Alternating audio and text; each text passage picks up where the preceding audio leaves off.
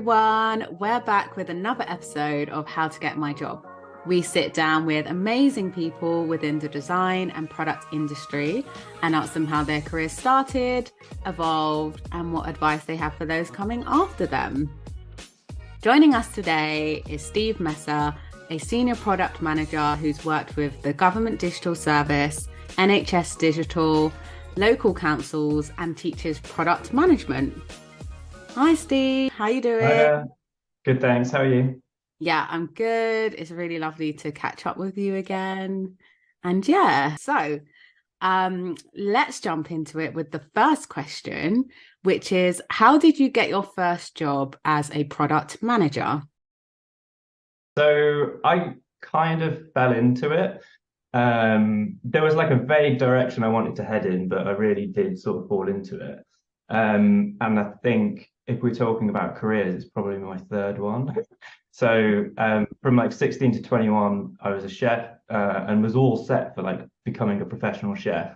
But after I graduated, I sort of realized I had a degree and I felt like I had to make use of it. So I left chefing and tried to get into publishing for 6 months, which thankfully was successful.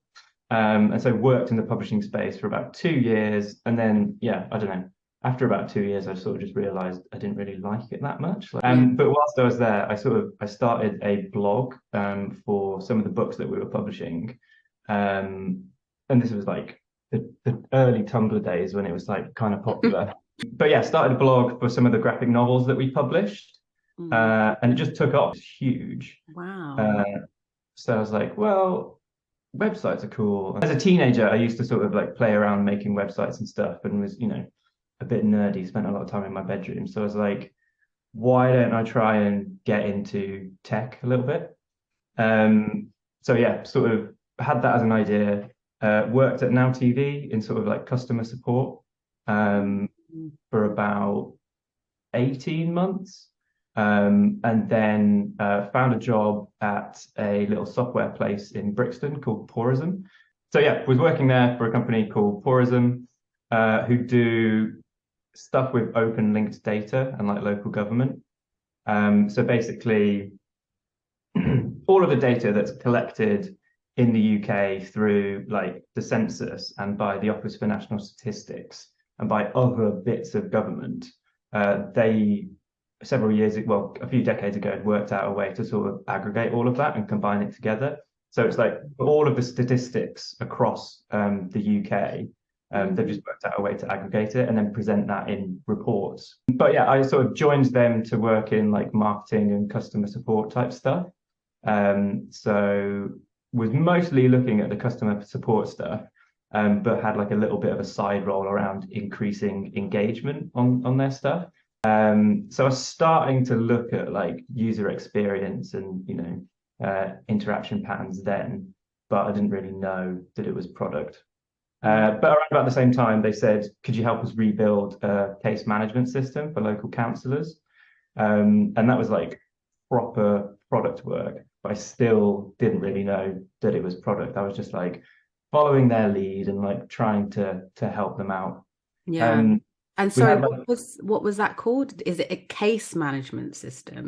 Yes, so it's Right. called e-casework. So for locally elected councillors, if Mm. you like try and talk to them about like local school services or complain about potholes is pretty popular, or just sort of talk to your local elected councillor, Mm. um, they raise that as casework, and we sort of created a system to help them like manage that really. Amazing. Okay.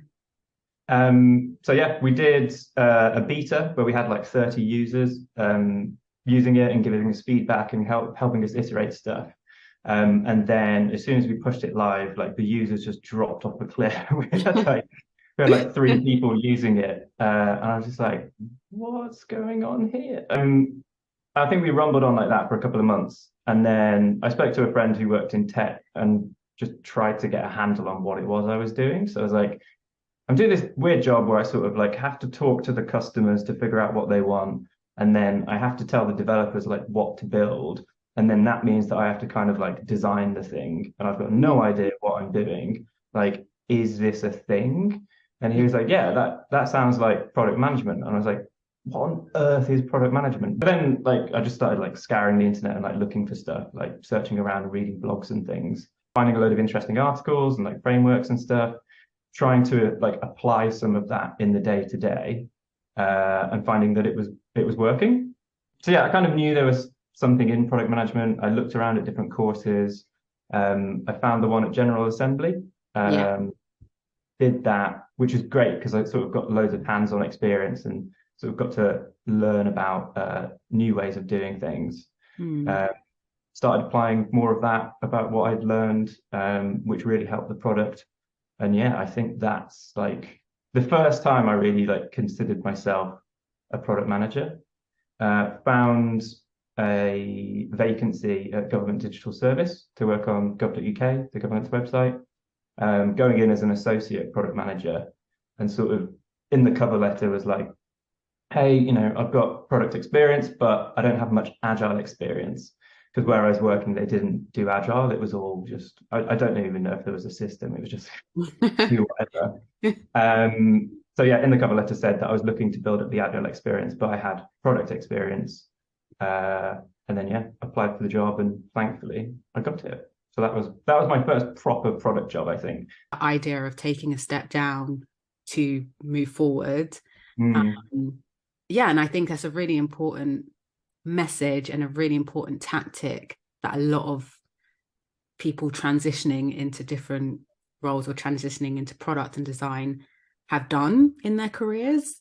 yes. Um, and I guess now that you've been, working for a while as a product manager, what would be really great to know from in your opinion, is what are the most important qualities a senior product manager could have?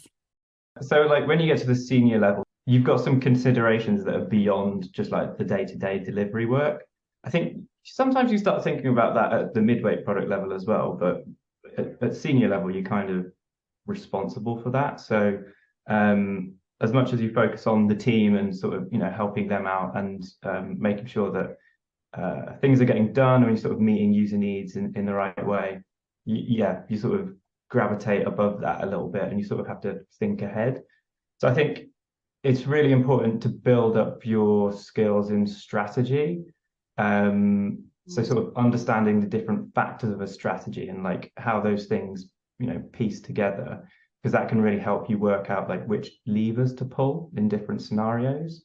There's a bunch of good books out there, but there's one by Richard Rummelt called Good Strategy, Bad Strategy, which is really simple and it lays it out in really easy terms. After that, I think like storytelling is really important, because this is not only going to help you, in communicating with senior management and leadership, maybe about some tough news that they need to hear, or like sort of communicating disappointment, which tends to be the common thing. But there's also a thing about, sort of communicating progress and success to them as well. But also like being able to form a narrative really helps you like energize the team or like frame a piece of work.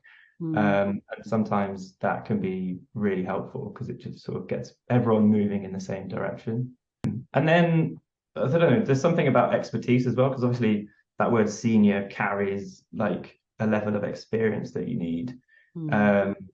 And I think knowing all of the different tools and frameworks out there is really helpful, but your expertise in being able to sort of combine them and like mash them together and maybe like form your own is going to be a super duper helpful thing as well. Because yeah, a bit like the strategy stuff, it's the sort of thing that can get you through tough scenarios where no one's like written a playbook for how to do it.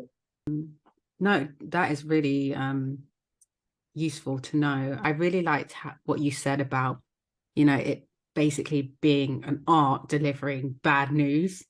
And if you can master that, then you can be a really great product manager, I guess. And I guess on the topic of, what tools and what information is necessary to be able to do this role and or progress into this role, that leads quite nicely onto our next question, which is, what's the best career advice you've ever been given?